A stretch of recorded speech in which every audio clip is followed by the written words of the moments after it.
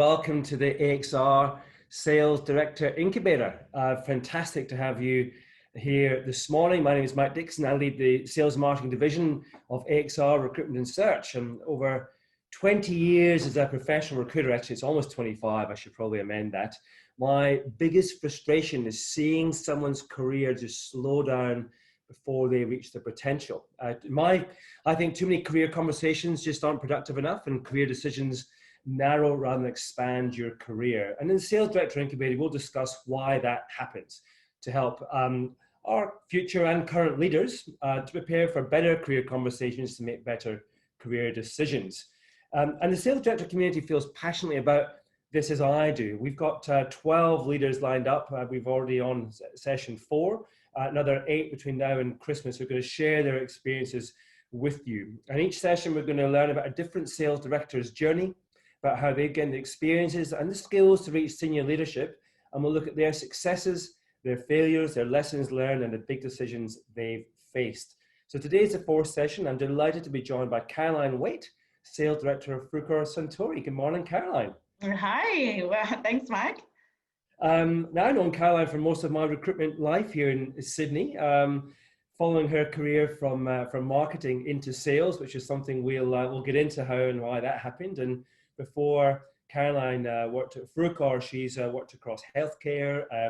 She's been a strategy consultant, worked in financial services.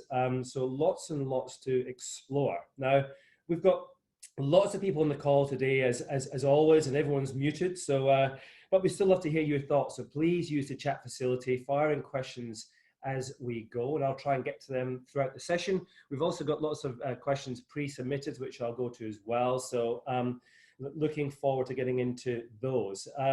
So let's get into it, Caroline. The sales director role, as we all know, can be pretty all-consuming. Ensuring you've got a healthy work-life balance, I reckon it gets even more critical the more senior you become in your career, and that must be even more challenging as a parent, as a mum of 2 young children, one very young child, one 3-month-old. What do you do, and how can you create space for yourself? Well, for me, a lot of people compartmentalize their time, make sure they're really good at scheduling time for family and personal time and exercise and all those things, which I've heard a lot of people recommend. I'm really terrible at that, to be honest. So for me, what I try to do is just be all of myself all of the time and just be really clear on what my priorities are. So, it's impossible to know that your child's going to need you on a Wednesday at 4 p.m. But when that comes up, if you know that's at the top of your priority list, it's sort of easy to sort through. But I think for me, I've always worked in a job that I love and been very conscious to move on quickly if that's not the case. I did have one time in my career where I really struggled to get up and go to work every day. And moving on from that and, always being in a job that I love helps with that balance, because you don't feel like you're sort of dragging your feet from one to make space for the other. So, for me, it's just try and balance or juggle on a daily basis. Had to change my top twice because my 3-month-old did not agree with me being on this phone call this morning. So, that's the daily juggle that comes along. Yes, and video calls, we've got to be conscious a little bit of that. Didn't change my pants. I'm still wearing pajama pants. Yeah, great. It's funny because I was thinking one of the last sessions we were on, I remember, so I think I clicked the wrong view, and I had gallery view and everyone's pictures up, and there was lots of people with kids on their lap. It was really cool. It's like, yeah, cool. I thought the kids would be interested in this, but there we go. You graduated back in 2003 from UTS. I'm always really interested in going back to the beginning, understanding what early career thoughts were. Were you really clear what you wanted to do when you kind of were getting towards the end of uni? Fortunately, yes. I remember kind of deciding that I wanted a career in marketing quite young, probably sort of early teens, and then really stuck to that brief. By the time I'd finished uni, I think my thoughts had evolved a little bit, where I was really clear on my far away goal, which I'm still not at. So really quite early on, I decided that I wanted to be a bit more of a generalist and really run a business in kind of a GM or CEO capacity, and deciding to be in sales or in marketing wasn't really the choice anymore. It was about taking the steps to get to that eventual goal. So yeah, I think at the end of uni, I was pretty clear on what I wanted to do, but I was also very aware of the dynamics of corporate life. My university lecturer said to me, "Now you've all chosen marketing, congratulations. That means you've all been chosen to be made redundant at least once, probably twice in your career. So get over it.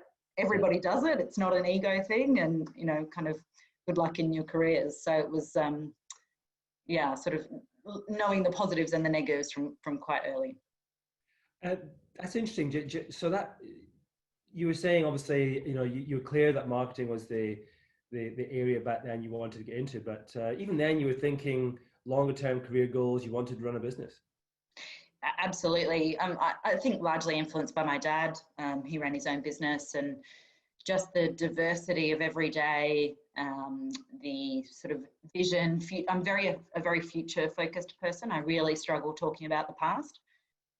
Sometimes to my detriment. I always want to move on to the what next and where are we going. So for me, every step of my career has always sort of been 2 or 3 steps ahead, and the next move has sort of been unintentional or more opportunistic, I would say. I wasn't a head of channel wanting to be a sales director. I was a head of channel wanting to do whatever the next step was that would get me to a CEO or GM status. So yeah, bit of a different path, I suppose. Interesting. We're going to talk a bit about the past. Then we'll have to force you onto that for a bit in terms of your career journey, but we will go into the future as well. So jumping back, I guess your early career, you spent 5 years in the Bayer marketing team, and then you moved to Hong Kong as a strategy consultant, which seems not the most obvious move. How did that come about? Some people know this story. It's a little bit embarrassing, but I think I joined Bayer quite young. I was joined on the graduate program, and I always felt like I'd discovered that business too soon. It was a really good business, very steady. I think you could see every step of your career path for the next 10 years there, which was great, and a lot of people love it for that. But when you're 25, that's not what you want. I wanted more risk and adventure.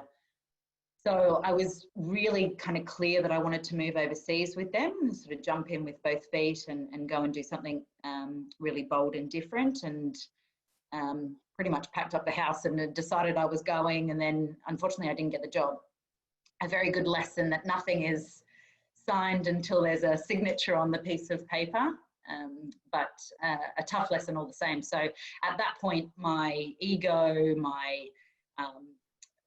everyone I knew I was going. I have to go. So where else can I go? I'm not going to get that job in Switzerland. So my husband, boyfriend at the time, we kind of made a list of all the places where you could speak English as your first language and have good career options. We jumped on a plane. We went to Dubai. And unfortunately, I just did not gel with that culture. I found it very sexist straight off the aeroplane, and I wasn't prepared for that at that time. So 2 weeks later, we jumped on a plane and moved to the second place on the list, which was Hong Kong, and just magic straight off the plane. Knew that's where I wanted to be, and unfortunately struggled to get a job, but was so enamored with the culture that 5 months later, I was still trying and finally landed a job. Really through human networking. It was a friend of my husband's from the cricket club up there that knew my background and was setting up an agency. So flicked to agency side and was doing some consulting for strategy of new brands, which ironically my first client was actually Virgin Australia. All right. From Hong Kong. Yeah. Wow. I love that concept of you just packing your bag and have marketing credentials, will travel. Somebody will take me somewhere in the world. Yeah, I think unfortunately, I think we lose that appetite for risk as we get a bit older. And of course, with more commitments you do, but I just think the most fabulous things happen when you jump. And when I look back at all the big steps that I've made, they've been the ones where you feel sick in your stomach. You think everything's going to fall apart if it goes wrong. And that's when the magic happens. So, yeah, I don't think my parents were so stoked, but definitely the feeling of anything's possible, and therefore I'm more open to whatever that next step's going to be was pretty cool. Fantastic. My brother's career is remarkably similar. I think he traveled the world with a finance background, just grabbing opportunity wherever he could, and it's worked out for him. So I think it's brilliant. Good. Your pathway to sales is different to a lot of people, I think, on the call today, but I love the breadth of your background. It took you 10 years or so before you got into sales. Why so long? Is it long? I don't know. I didn't know I was looking for sales. So it's sort of, the 10 years was by accident, really. I think at some point I thought marketing, I could stay within marketing. There was enough breadth between, innovation, insight, advertising to be able to stay within that function, to go all the way that I wanted to go. But it had actually come up a couple of times in career discussions with senior leaders, bosses, mentors, about really considering some time in sales to, I suppose, ground the experience. Marketing's great for strategy and insight and future focus, but often the ideas kind of fall flat when you're sitting opposite a customer and, they don't see that concept being realistic. So I'd had feedback a couple of times about spending some time in sales, and for whatever reason had kind of moved on and stayed within marketing, and there'd been opportunities come up. And then there was just such a fabulous opportunity to lead the convenience channel for Frucor that I couldn't say no. And that was really through a discussion with our CEO at the time, who was talking to me about his career and having multiple functions to draw from, really giving him a lot of breadth, not just from his own personal skill set, but in empathy for the team that he led, because he could see how all the parts fit together. So that was really why I decided to come across to sales. And at the time, I thought it would be a 2-3 year stint, build up my experience and come back, until I started in sales and just loved it. Yeah. And sort of, felt like I probably should have been there the whole time, really. Yeah, fantastic. It's a really good theme we'll build on there. Another theme that we've touched on in all of our sessions, so far, is I think it's quite a big move in someone's careers when you start to operate at a more strategic level. The move from operational to strategic. And do you remember, a time or a role when you first realized that was happening to you? You were having to think differently. Not really, to be honest. I don't think it was a progression thing for me. I can think of experiences and jobs where they were more strategic and others that were more operational, but for me, it wasn't a progression through operational into strategic. I think maybe starting in marketing, a lot of the earlier roles were quite strategic by nature. And actually, ironically, in my more senior days, moving into sales, I had to flip back to a bit more sort of operational. So for me, I think the big thing that differentiates the two is when there's an impact outside of your remit. When there's a business-wide discussion to be had, or your decision is not your decision alone because it's influencing future business or other functions and whatnot. And that can be a really hard transition, because particularly as salespeople, we're so focused on clear KPIs that that frustration of, well, hang on, this meets my brief of exactly what I need to do. But, if you were to take a step back and think really strategically about the business for the long term, then you might actually think, well, it's not such a good idea. So for me, that's how I kind of differentiate the two in my experience, is when it's sort of gone beyond what's clear on a piece of paper. Yeah. Okay. Interesting. And I recall when I was chatting to Swati Prasad at Unilever in a previous Incubator session, she talked about not underestimating the power of operational excellence. And I think the point she was making was, don't run before you can walk. You know, you've got to bed in and be really solid in that space. What advice would you give in terms of getting that balance right for somebody who's developing into a leader? I think for me, I would say it's tricky because career paths can develop somewhat unexpectedly.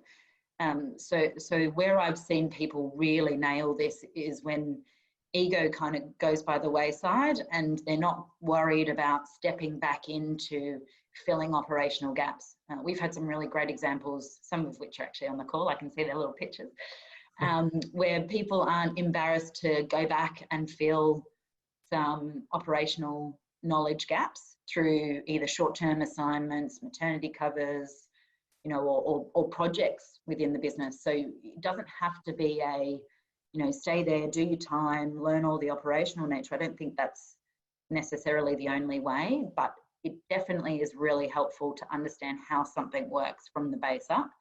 And if you can't, for whatever reason, you can't fill that operational gap yourself, I've had a lot of success in just really bringing other people together that know those things. So, you know, bringing in the experts that may have that knowledge that you don't. Yeah. Okay. You mentioned earlier on, Caroline, that you are a real future-focused individual. You know, you're operating in your mind about setting goals. You know, 2 or 3 steps ahead. Was sales director something that was a goal that you set earlier in your career, or was that a role that you thought, I need to do that in order to smooth the path or to create the experiences I need to become a GM or a CEO? Absolutely not. I think partly through my experience of having very male influences in the sales director space who operated really differently to me, it wasn't a job I thought I could ever do. And it wasn't really until one of your earlier guests, Louise Baker, became my sales director that I saw someone do the job in a really different way that I thought, okay, maybe this is something I can do. And actually she believed I could be a sales director well before I believed that that was a path I could take. So I never set that goal because, as I said earlier, I was really focused and still am focused on that kind of next step. But for me, seeing other people do things and learning to change your mindset, I suppose those unconscious biases you have about, to be a sales director, I have to be a certain type of person who operates in a certain fashion. When you see lots of diversity, then it really opens your mind up to something. And it was when I had that experience with Louise that I really thought, okay, well, this is something actually I could do and I think I would really love. And then when she believed in me and said, I think you could do this, then, you know, everything sort of unfolded from there. I love that the use of the word diversity in terms of career. I think it's really important, and I've certainly been really conscious in putting together this program to just look at the level of diversity we have in terms of different sectors, different levels of individual. I think that's what we're trying to do here, is to make connections across career paths, and you know, gender is certainly one of those within sales. It's become really interesting in the last few years. I look at this program, we've now got close to 250 people registered in the program. Over 100 of those are female. Not everyone on this program is in the sales function, but they're interested in the sales function. Otherwise, why would they be in the program? So do you think more females are achieving success in FMCG sales? And why do you think there are more females now in FMCG sales than perhaps there were 3 or 5 years ago? I definitely think they are. I haven't been in the industry for that long, but even in my time, I've seen it change significantly. But when I talk to some of the more seasoned veterans of the industry, they say that the scope over the last 20 years has really significantly changed. So yes, I think there's a lot more women coming in. I think disappointingly, there still is a lot of opportunities that don't go that way. And as you get more senior, that balance does unfortunately sort of still shift back to a very strong male bias, and not just male, like I think also not diversity in ways of thinking. There's a real sort of type, even, you know, so sort of for the gents on the line, I think, you know, more introverted characters, more thoughtful, more intellectual characters were not traditionally seen in sales director roles. It was a real stereotypical kind of box for that, but I see it changing a lot. I think it's changing because I think the relationship with customers has really changed. You know, joint business planning, they want people to be able to think of the future and think differently and be more creative, which I think requires a different level of thinking to, you know, the old school mentality of we'll sort it all out over a tequila shot at 3 o'clock in the morning, you know, or we'll bash it out on the golf course. It's just not the way customers want to operate with us anymore.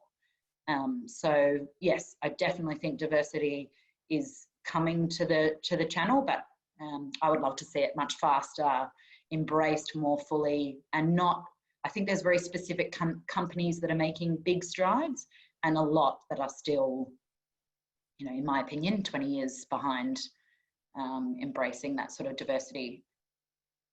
Yeah, I love the fact we've got you know, a number of females on in leadership roles in this program, and I think that, you know, hopefully shows a lot of people that it absolutely can be done, and to have, you know, say over 100 females registered tells me there's a real future talent pipeline coming through, and you know, I would love to jump forward 3 years and see that that's, you know, 50-50 or even better, because I do think the roles change of sales hugely. Yeah. Somebody who assesses sales talent all the time and gets inside organizations and understands what is it you need to be successful in a sales role, and the broadening of the role, as you talk to the how you interact with customers is absolutely changed. But I also think how you have to manage stakeholders across an organization, the relationships you have to develop meaningfully, and understanding and empathy you have to have in order to do that, I think creates a very different perspective and group of skills you need to bring to the role. Which I think is excellent, and you know, I think that will continue to develop, and I hope attract more female talent and keep in the and I think maybe if I think back to myself and deciding, you know, a sales director was actually something that I could do. It was all about having positive examples out there. So I think things like this that you're doing, and you know, other opportunities. I think if you are a woman in senior leadership, you know, on the phone, like, you've got a responsibility to show other people that it can be done, and then it's up to them whether they want to do it. But yeah, I think a lot of people don't have those positive examples to draw from. Yeah. And in talking about examples, you know, from if you look at that in a more, you know, it doesn't have to be formal, but I think mentors are really important in people's careers. To some more than others. Where does it sit with you? Do you have a mentor or a group of people that you lean on at all for advice in terms of career conversations or thoughts you have about your career? I have many. A few years ago, I saw a lady called Petra Buchanan, who at the time, I'm actually not sure if she still is, but at the time she was running the Breast Cancer Association. And she talked about this idea of having a mentor for a topic. So really kind of demystifying this golden egg of a mentor that you're searching for out there that ticks every box of what you want to be one day. And I really resonated with that, because it just opens up your view of who can be a mentor in your life so much. It also brings that from being just someone more senior that you want to be one day to being anyone, your family, your friends, you know, someone who's a real expert who works in a completely different industry but has a really good perspective. I think that kind of notion of have a variety of mentors for topics that they're experts in, for me was really unlocking, and I definitely have that. I make a real effort to stay in contact with old bosses from previous time, and in a way there's almost more honesty that comes from them when they're not your boss anymore, because by nature, when they're your boss, they have their own agendas and are trying to create talent mapping and you know, for the organization. So somebody who's a little more removed, who really doesn't have a reason to give you advice other than to care for you, is what makes a great mentor, I think. Great. In terms of your career going forward, Caroline? You know, as I say, you are future focused. Is there a goal for the next role, or is it about, you know, is it more long term for you in terms of what you want to be, and what are you doing to get there, in terms of your I guess your development and your pathway? Yeah, I am still focused on that sort of, I suppose, broad leadership of an organisation as my career goal. I'm so much less in a hurry than I used to be. I mean, in my 20s, everything had a time frame, and I was in a job. I almost had it in my calendar. If you've been doing this job for longer than 18 months, you need to move on, you know. So I feel much calmer and relaxed about the timeline now. And I'm not worried if I get to that stage in 2 years or 5 years or 20 years, to be honest. So I think my next step will depend on whether I see it as kind of building another stepping stone towards that. And I think for me, the big things that I'm really focused on in terms of trying to close those gaps in my experience to get towards that. A big one is around broad team leadership. I have a big team at the moment, but it changes every day, and I feel like I'm a novice every single day because something new comes up. So I really want to continue to develop that dynamic, and really, how do you lead a team, not just in terms of the operational side, but really about setting a vision and taking everyone on the journey, and you know, connecting an organization where people want to go in the right direction, because ultimately everybody who works for you is less invested in that than you are in leading them. So you've got to kind of think about it like a reverse. You know, what can I do for them? How can I inspire them? How can I, you know, make something more meaningful that the team want to come on the journey with me? And that's the big area of my development that I'm working on. And then probably the other big piece is around trying to sort of adapt my communication style a bit more broadly. One of the downsides of being someone who's very action focused and very positive and very future is I tend to move on really quickly, and I don't always bring all the best ideas in because I'm just so focused on getting to the end result. So kind of working on more diverse projects where I'm bringing more people together. If those two things are nailed in my next career move, or even the current one I'm in, then I feel like I'm stepping towards my eventual career goal. Great. Good awareness. Lots of feedback, Mike. Not necessarily self-awareness. Yeah, well, listening to the feedback as well. As you know, Caroline, you know, my biggest frustration as I introduce this each one of these sessions is seeing people that don't reach their potential. I meet candidates and I think, why have you not gone further? And when I dig in my experience, it's you know, it's often a poor decision, a lack of planning, a lack of thought about where the career is going, which leads to people going down the narrowing paths, which limits their potential. What's your view? Why do you think some people realize their career potential and others just don't? I think the number one reason is, from my experience, the number one reason is real desire. I have so many conversations with people who say they want to be a sales director in a development conversation, and then every other day of the year, you wouldn't know. They don't share it. They're not working towards it. When you sit back down and have that development conversation, they haven't done any of the things that they said they were going to do on the list. So are you really committed to it? You don't have to want the next job. You don't have to want to be a sales director. But if you do, then you have to commit to it.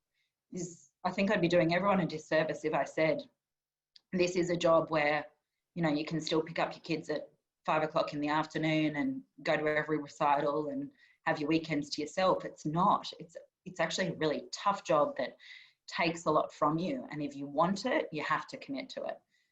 So for me, the number one reason that holds people back is that true desire and willingness to do what it takes to get there. I think the second thing is this idea of openness and flexibility to the path. it's not a linear path that has 18-month steps in it. It's really not about you. If you want to be a sales director because you want the title or the money, which isn't that good anyway, let me tell you, all the things that you think you want it for you, then it's not the right job, because actually the job is really about being a leader of other people. And that can be very draining if you don't love it. I love it. But I know other people who have the job who say, oh, my team, they never do what I want. Or, they're always asking me for this or that. It's the wrong job for you. If it doesn't fill you up and make you feel really energized to lead a team, then go somewhere else. So in that way, I think getting to sales director requires you to be able to be flexible in your choices and know that the experiences that you draw from might be horizontal ones, or they might be really random, sort of short-term assignments.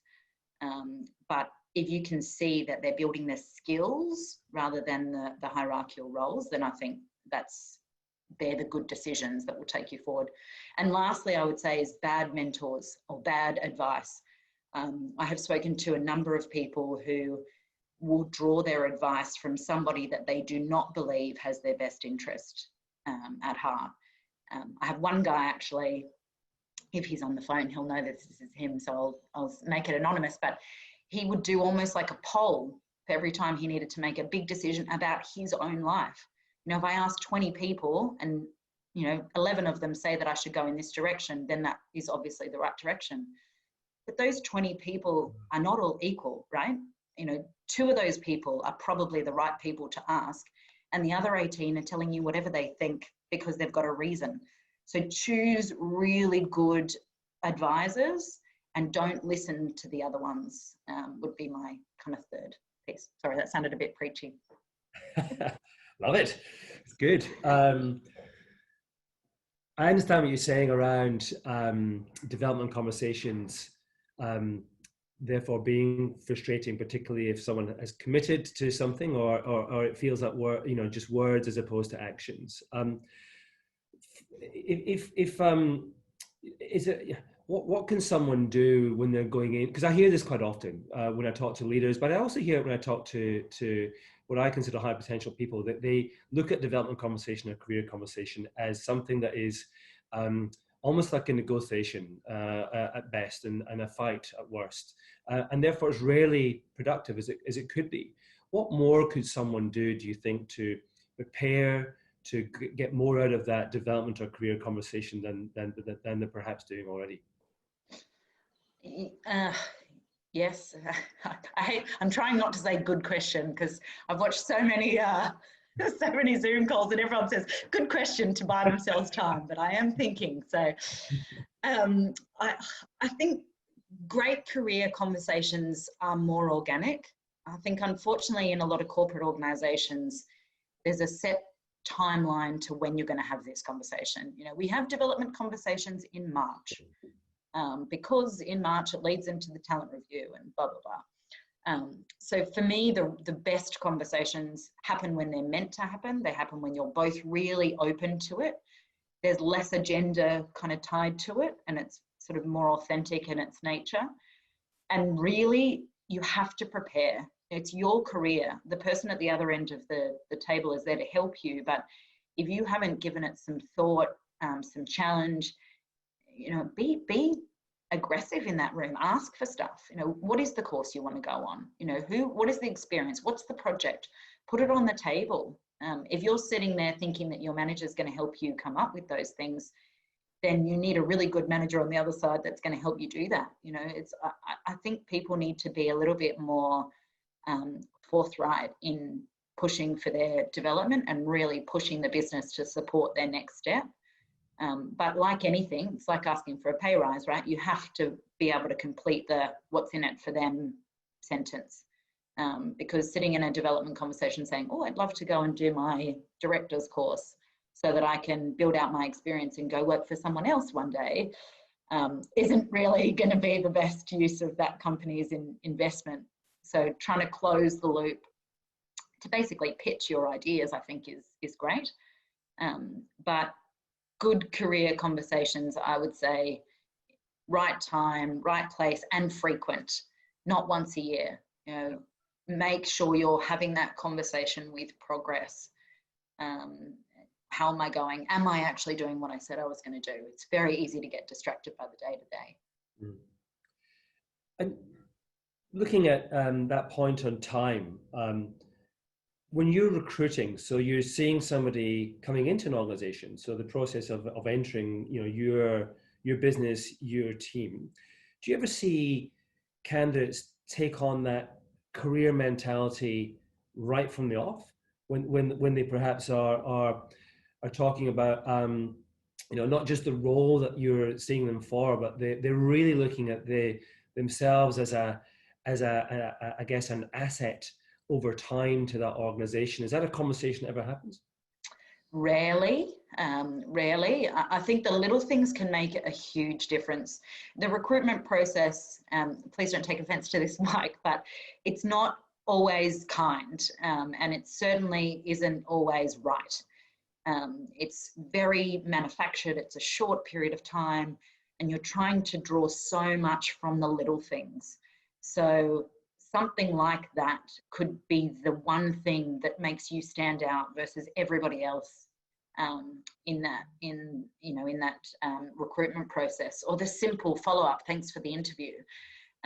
That means a lot. And I can tell you, when you've interviewed 20 people for a job over a long period of time, you actually do forget people, even though they were great and they answered every question perfectly. So trying to make that sort of more human connection, but really show your value, not just for that role, for the long term.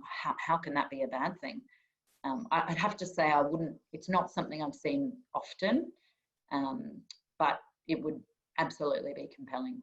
Yeah, great. It's something I'm very, very keen on, and coaching people to adapt their mindset going into a recruitment process and focus not just on the role at hand, but actually, you know, the what you can do for that business over a period of time, not just what they can do for you. And I think it changes the dynamic of that conversation completely, and actually would probably make you stand out as a candidate as well. So absolutely. Yeah, cool. We've talked a bit around breadth. I think it's really important that we discuss often the McKinsey T model, the T-shaped career, where you've got the vertical specialization and the horizontal breadth, which creates the T, and McKinsey measure upward mobility for leaders. And all the leaders I'm interviewing for this program, I think, have developed that breadth. I think that's one of the principal reasons that people get to the top of their profession. What advice would you give to somebody who's early to mid-career? A lot of people in this call are in that bracket, about pursuing broadening moves. I think do it, just do it. Don't think about it. It's the earlier you can do it, the easier it is. It's really is quite challenging and quite limited as you get more senior, because of course the risk is greater. So for a marketing director to all of a sudden become a sales director, it does happen, absolutely does happen, especially in great organizations that are really committed to the talent. But it doesn't happen very often, and the company is risking a lot by taking someone with very limited operational experience, just based on their leadership credentials to kind of cross-function. So if you can build out that breadth early in your career, it is much easier.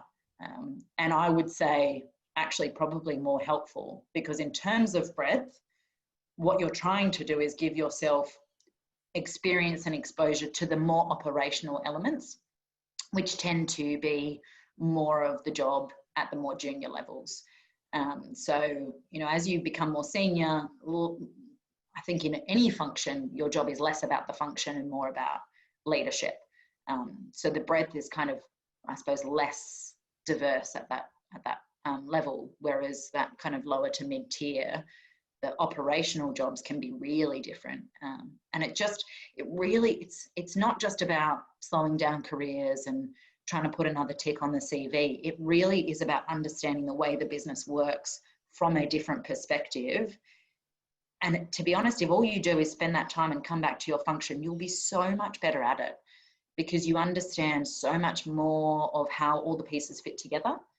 Organization's like a jigsaw puzzle, right? And if you only know your jigsaw piece, you'll be quite blindsided to why decisions aren't necessarily the right ones at all different times. So I just think breadth is really underrated, really important, and becomes more and more important later in your career.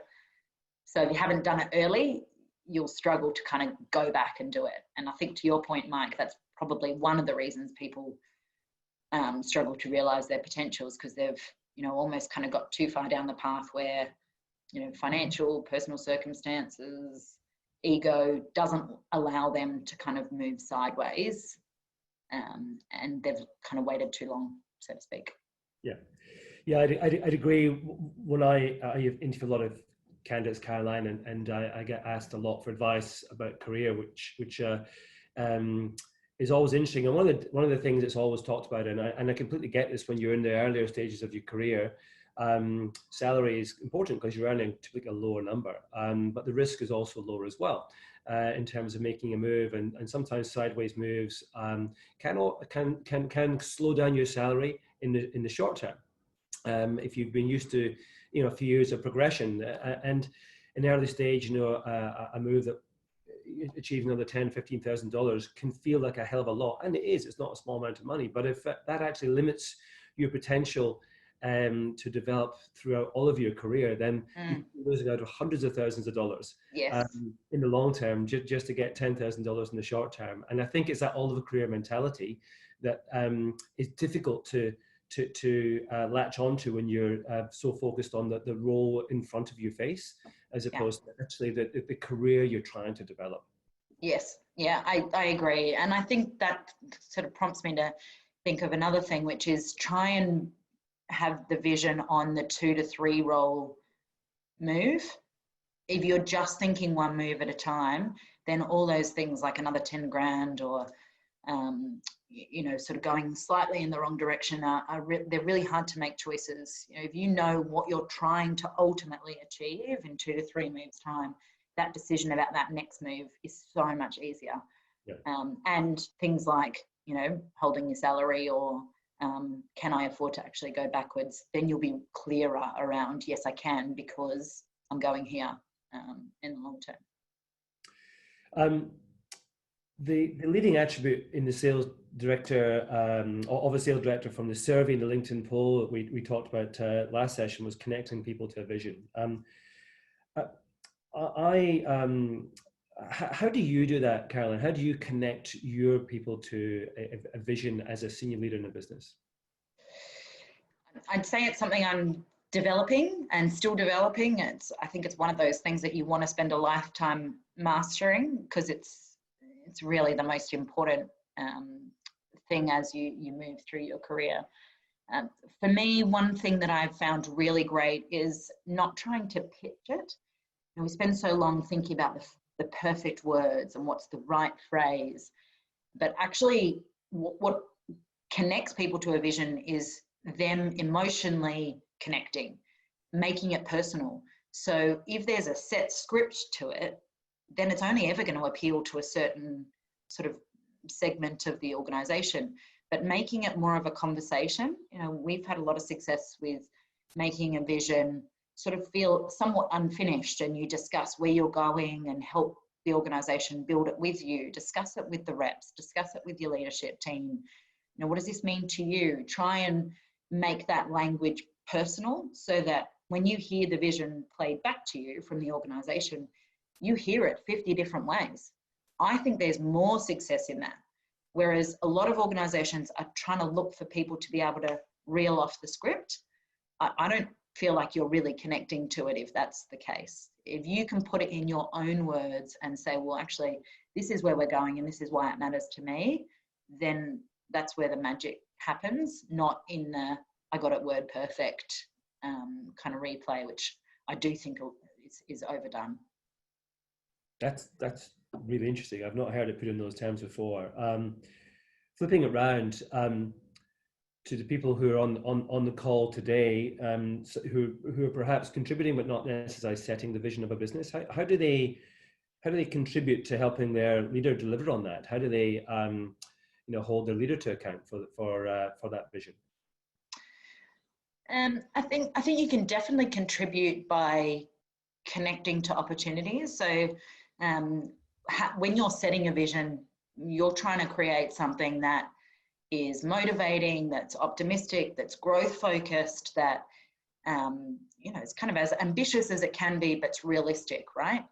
And when you're setting that goal, if you're not clear about all the opportunities, then for starters, that strategy is going to be either less exciting than it could be, or not quite right. So where I think people within the organisation can play a big role is actually highlighting those opportunities. Did you know that actually when I was talking to Woolworths this week, that this is what they're looking at, this is where their vision is? If the company is setting strategy without everyone in the organisation, then it's a miss. So creating a live conversation around all the opportunities you're seeing, what's the real dynamic in the field with the customers, and that you're seeing from your competitors feeding in as the strategy is being built, then absolutely, I think you can play a huge role. And in terms of holding the organisation to account, likewise, the reality check. So we've set this great vision. Is that actually matching up with what our people, our customers, our marketplace is asking from us, and feeding that back to make sure that it's, as you say, being held to account as being a vision that is really motivating. Yeah. So what you're saying there is, if the vision just sits in your head and you don't actively use it as a lens to view the world by, and therefore deliver your observation and feedback, then it's not really active, it's not working. So it's being able to actually, see it from your world, but actually feed that back into the business, so the business can constantly get that feedback, adjust, adapt, or get reassurance that it's doing the right thing. Yes, exactly. Cool. Excellent. We've got loads of questions that have been pre-submitted, a few in the chat. So we're going to move towards the finish. But before we do, in every session, we've asked the same final question, which is, what 3 pieces of advice would you give an aspiring sales director or senior leader?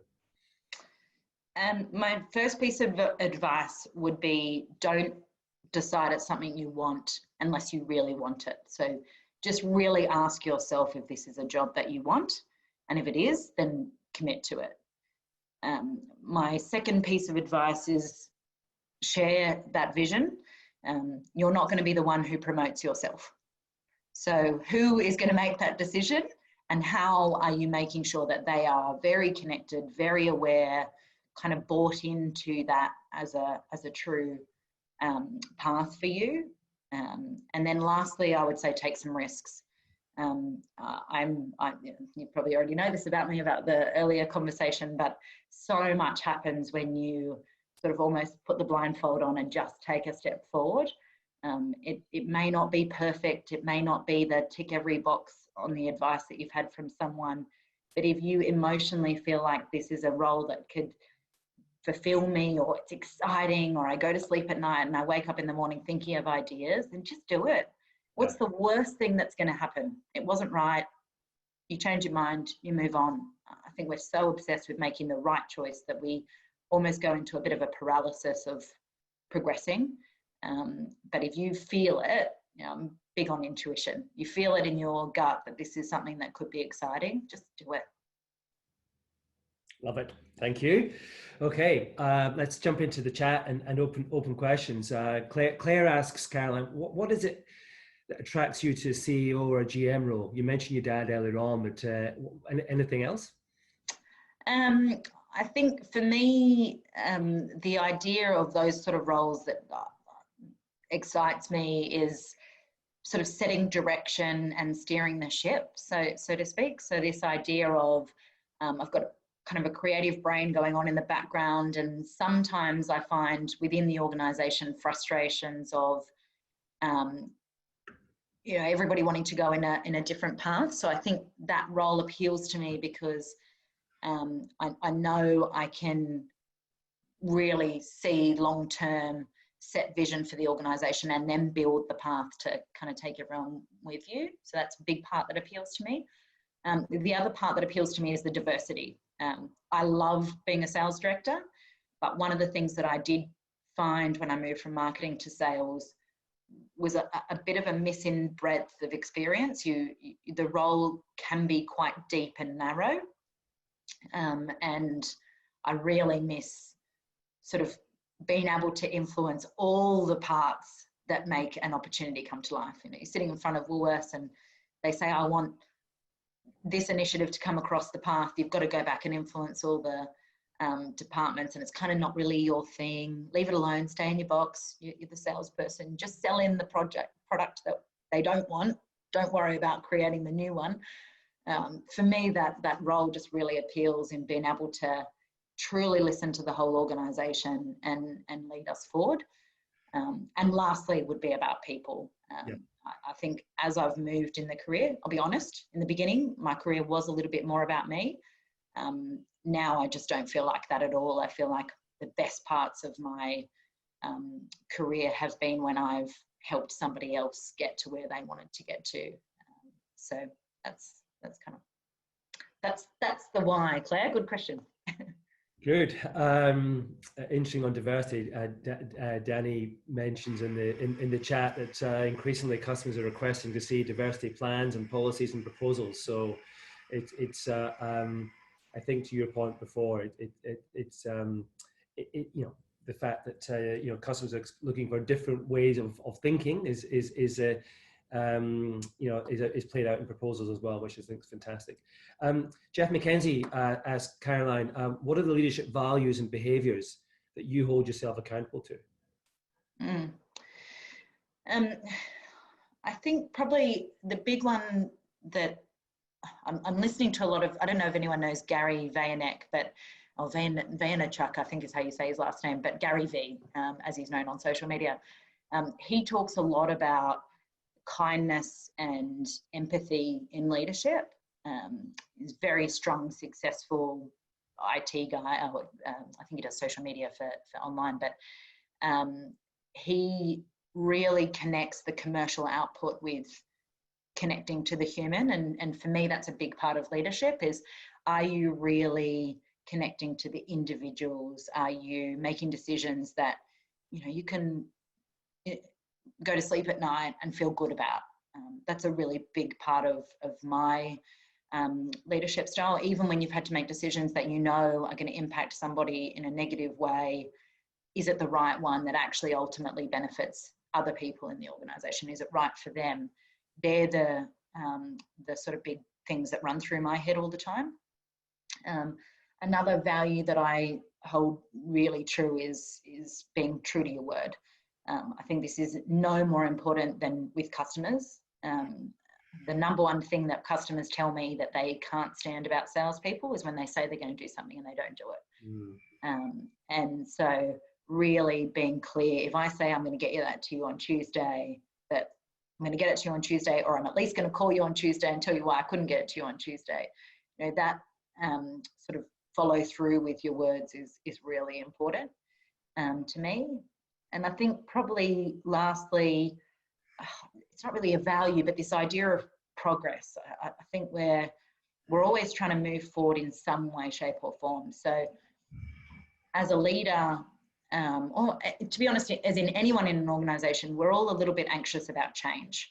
It's you think and focus so much on what you're going to lose, but I always really hold myself true to, is it helping me move forward? Forget about what I'm losing. Is it actually taking me in the right direction of building some positive? And it can really open you up to change. So I don't know if that's a value or a principle, but that idea of really focusing on how you're progressing forward is a big part of the way I lead as well. Okay, great. Chris Collier asks, Caroline, how much time do you just dedicate to getting involved in the day-to-day versus planning for the future? And how do you juggle your time in doing so? Depends on the day. It really does depend on the day.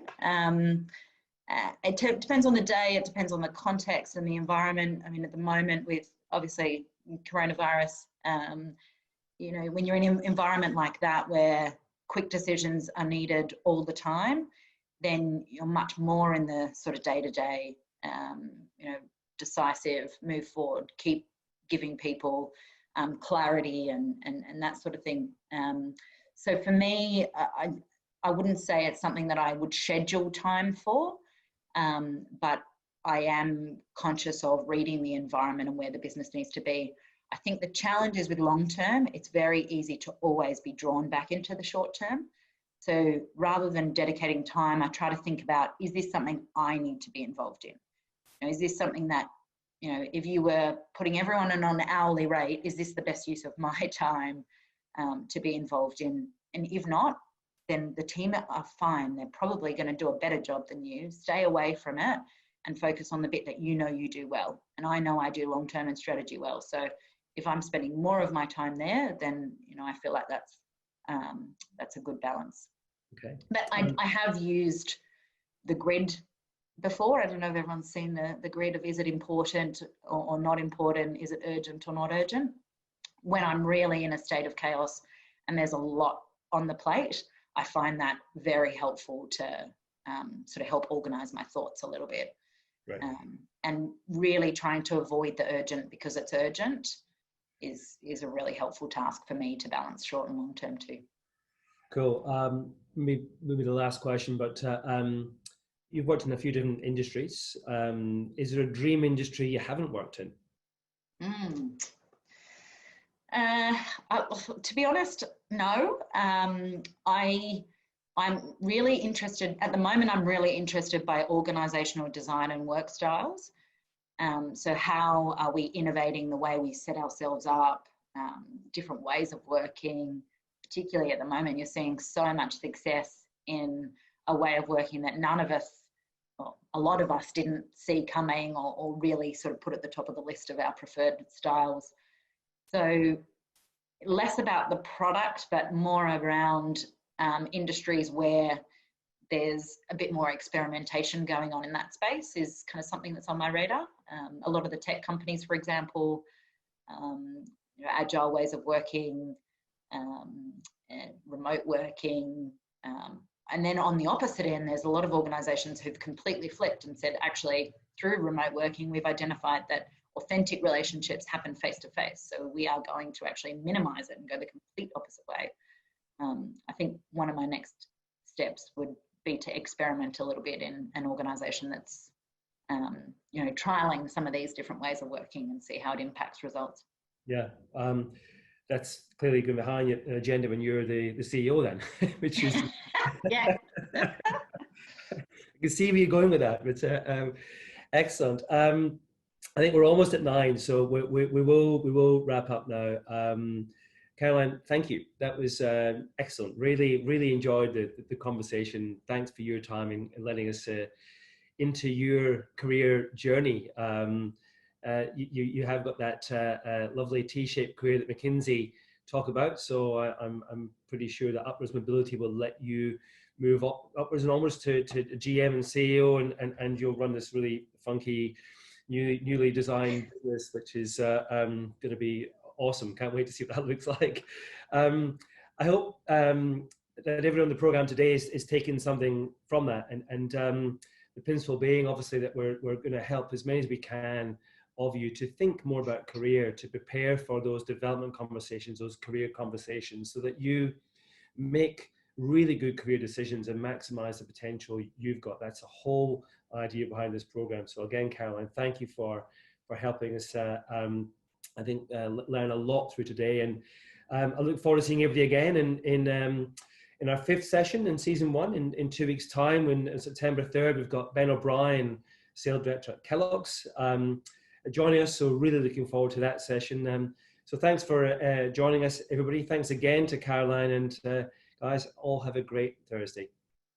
Thanks, Mike. And just if anyone does have a question they didn't get answered or wants to spend some time, I'm more than happy, and I'm on maternity leave, so I have plenty of time. So send me a note on LinkedIn. I'd be more than happy to spend some time chatting. Thanks, guys.